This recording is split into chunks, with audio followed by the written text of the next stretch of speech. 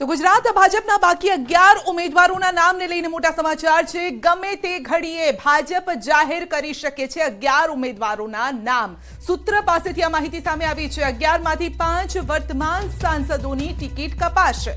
ગઈકાલે મોડી રાત સુધીમાં દિલ્હીમાં ચાલ્યું હતું 11 નામો પર મનોમંથન અને કેન્દ્રીય ચૂંટણી સમિતિની બેઠક ગઈકાલે મોડી રાત સુધી ચાલી હતી। ડોક્ટર મહેન્દ્ર મુંજપરાને રિપીટ કરાઈ શકે છે। સુરેન્દ્રનગરના સાંસદ છે ડોક્ટર મહેન્દ્ર મુંજપરા। સાબરકાંઠા છોટાઉદેપુર બેઠક પર પેચ ફસાયેલો છે। ભાવનગરની બેઠકના નામ પર સૌની નજર છે કે આખરે કોનું નામ જાહેર થયું છે। તો 11 બેઠકમાંથી 4 થી 5 મહિલાઓને ટિકિટ પણ મળી શકે છે। તો જોવાનું રહેશે કે કોને રિપીટ કરાય છે અને કઈ બેઠકો પર નવા ચહેરાઓ પર દારમદાર રખાય છે।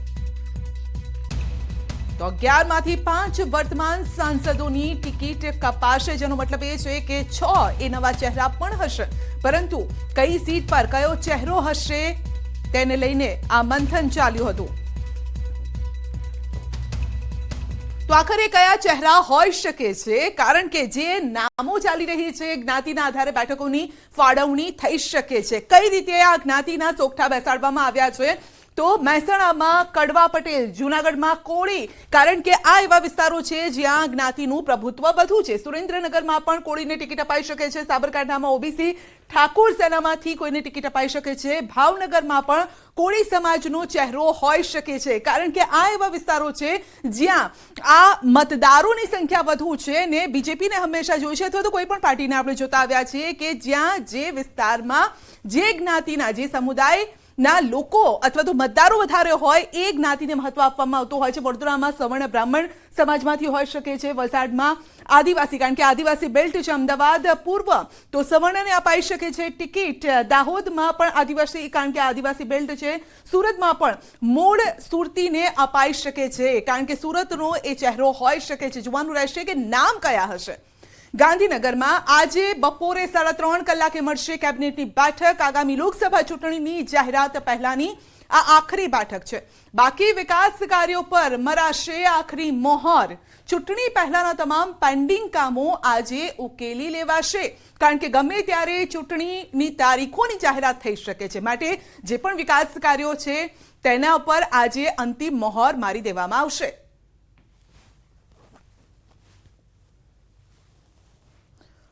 તો આજે કેબિનેટની બેઠક મળશે। લોકસભાની ચૂંટણીની જાહેરાત પહેલાની આ આખરી બેઠક છે અને આખરી બેઠકમાં અંતિમ જે વિકાસ કાર્યો છે તેને મોહર મારવામાં આવશે।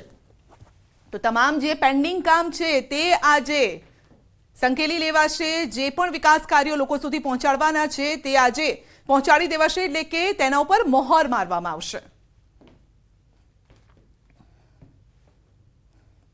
તો લોકસભા ચૂંટણીને લઈ ચૂંટણી પંચ યોજી શકે છે પ્રેસ કોન્ફરન્સ। 16મી અથવા 17મી માર્ચે પ્રેસ કોન્ફરન્સ સંબોધે તેવી શક્યતા છે। સીઈસી દ્વારા મતદાનનું સમયપત્રક પણ જાહેર કરવામાં આવશે। મતદાનના 7 થી 8 તબક્કાઓ હોઈ શકે છે। પ્રથમ તબક્કો 17મી એપ્રિલથી શરૂ થઈ શકે છે। અંતિમ તબક્કાનું મતદાન 26 થી 28મી મે 2024 વચ્ચે થઈ શકે છે। ગુજરાત સહિત મોટાભાગના હિન્દી ભાષી રાજ્યોમાં 17મી એપ્રિલે મતદાનની શક્યતા છે। મતોની ગણતરી 28 થી 30મી મે વચ્ચે થઈ શકે છે અને નવી સરકાર 1 જૂન 2024ના રોજ શપથ લઈ શકે છે। તો આ તારીખો, આજે ટેન્ટેટિવ તારીખો સામે આવી રહી છે, પરંતુ અંતિમ मोहर અને અંતિम तारीखों की जाहिरात तो इसी करशे। इस बारे में ज्यादा जानकारी लेंगे हमारे सहयोगी रचना से। जी रचना, क्या लग रहा है इसी कब तक डेट डिक्लेयर कर सकते हैं? देखिए कि जिस तरीके से अब सभी को इंतजार है कि 2024 के लोकसभा चुनाव के लिए तारीखों का ऐलान हो, तो उसका इंतजार करें। अगर आपको याद हो तो 2019 में 10 मार्च के करीब आचार संहिता लागू हो गई थी, क्योंकि डेट्स डिक्लेयर हो गई थी। और इस बार ईसी में लेट इसलिए हो रहा है कि एक तो ईसी के जो अध्यक्ष है उनका जो इस्तीफा सामने आया वो बड़ी चीज थी। तो इसी को लेते हुए अब जो सूत्रों के हवाले से खबर आ रही है कि 15 मार्च तक जो डेट है चुनावों की वो यहाँ पर ऐलान हो सकती है। तो उसी को लेकर इंतजार है कि कब वो डेट सामने आएगी। और जो लिस्ट को लेकर भी लगातार यहाँ पर कवायद चल रही हैं, तो दोनों ही चीजों का इंतजार यहाँ पर हो रहा है, क्योंकि 11 सीटें जो हैं गुजरात की वो अभी तक डिक्लेयर नहीं हो पाई हैं। चुनावी मंथन हो चुका है, नामों उम्मीदवारों के नामों पर मंथन हो चुका है, लेकिन सिर्फ लिस्ट का ऐलान होना बाकी है। और दूसरी तरफ चुनाव की तारीखों के ऐलान को लेकर भी सभी पार्टियां जो है उनकी निगाहें इसी पर टिकी हुई है कि चुनाव आयोग चुनाव की तारीखों का ऐलान कब करता है। तो सूत्रों के हवाले से जो खबर आ रही है, बताया जा रहा है कि 1-2 दिन में यानी कि 15 मार्च तक चुनावी तारीखों का ऐलान हो सकता है। जी रचना, आपका शुक्रिया। ભરતસિંહ સોલંકીનો ચૂંટણી લડવાનો ઇનકાર મને કોંગ્રેસ પક્ષે ઘણું આપ્યું છે. વર્તમાન જવાબદારીને ધ્યાનમાં રાખી ચૂંટણી લડવી નથી. હું પક્ષ માટે અસરદાર ચૂંટણી પ્રચાર કરીશ. હું આજીવન કોંગ્રેસનો સૈનિક રહીશ. હું કેન્દ્રીય નેતૃત્વના આદેશનું પાલન કરીશ.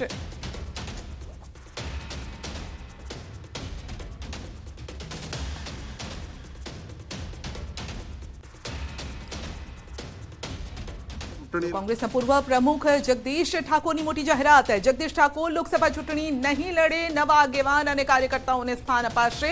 हवे चूंटणी लड़वी नहीं, लड़ावी छे.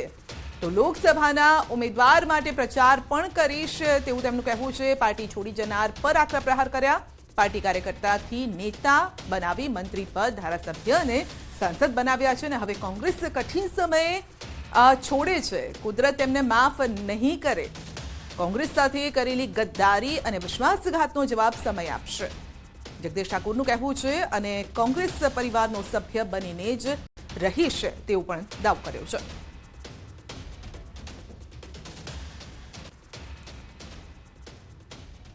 तो सौराष्ट्र पोरबंदर बैठक में कांग्रेस उम्मीदवार नक्की. धोराजी पूर्व धारासभ्य ललित वसोया ने हाईकमांड आव्यो छे फोन.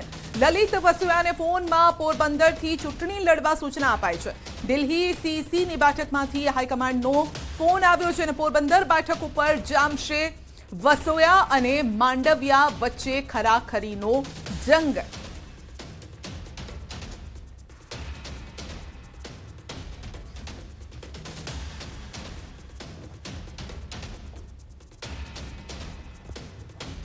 तो વધુ અપડેટ મેળવીશું સંવાદદાતા પ્રણવ પાસેથી. જી પ્રણવ, કોંગ્રેસનું લિસ્ટ હજી જાહેર નથી થયું, પરંતુ કેટલાક નામો સામે આવી રહ્યા છે. તો કેટલાક દિગ્ગજ નેતા ચૂંટણી લડવાનો પહેલેથી જ ઇનકાર કરી રહ્યા છે.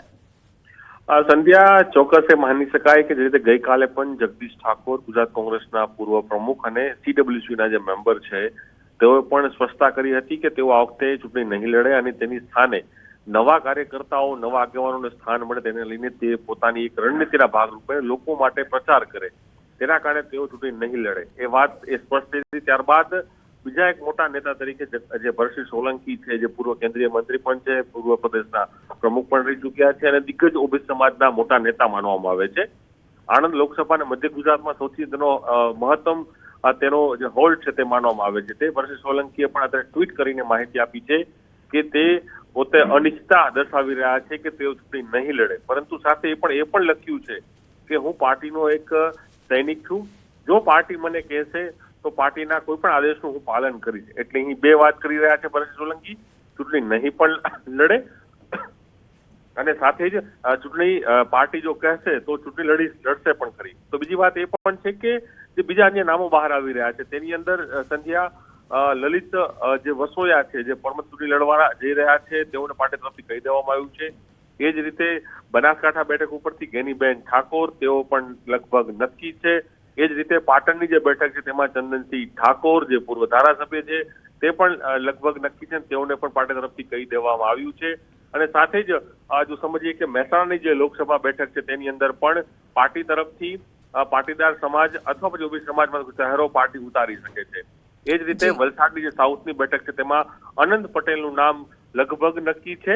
અને એ જ રીતે જે બારડોલીની બેઠક છે તેમાં આનંદ ચૌધરી તે સૌથી આગળ ચાલી રહ્યા છે. તેનું નામ પણ મહત્વનું ત્યાં માનવામાં આવી રહ્યું છે. એટલે મહદઅંશે જે 10 સીટોની જે વાત થઈ રહી છે, આજે સીઈસીની બેઠક પણ મળી હતી સંધ્યા, તેની અંદર 10 બેઠકો ઉપર ચર્ચા થઈ છે. 10 બેઠકોનું નામ લગભગ નક્કી કરી દેવામાં છે. ગમે તે સમયે તે નામોની સત્તાવારથી જાહેરાત છે એ કોંગ્રેસ પાર્ટી કરી શકે. જી પ્રણવ, આપનો આભાર.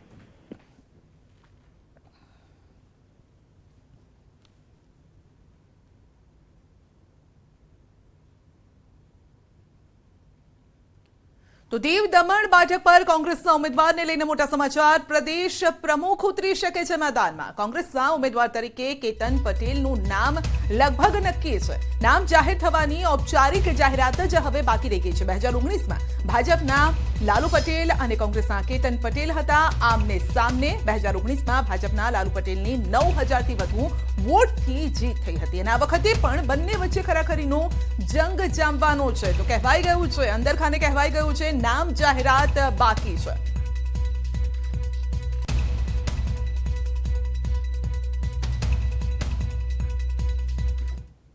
તો બનાસકાંઠા જિલ્લામાં કોંગ્રેસને વધુ એક ઝટકો. કાંતિ ખરાડીના વિસ્તારમાં ભાજપે પાડ્યું છે ગાબડું. અમીરગઢમાં ભાજપના સંમેલનમાં 150 કોંગ્રેસ કાર્યકર્તાઓએ કેસરિયા કર્યા છે. લોકસભાના ઉમેદવાર રેખાબેન ચૌધરીના સંગમ કાર્યક્રમમાં કોંગ્રેસના કાર્યકર્તાઓના કેસરિયા. કપાસિયા અને ખારાના સરપંચ પોતાના સમર્થકો સાથે ભાજપમાં જોડાયા. માલજી દેસાઈ, વનરાજસિંહ ચૌહાણ સહિતના જિલ્લાના આગેવાનોએ કોંગ્રેસનો હાથ છોડ્યો છે.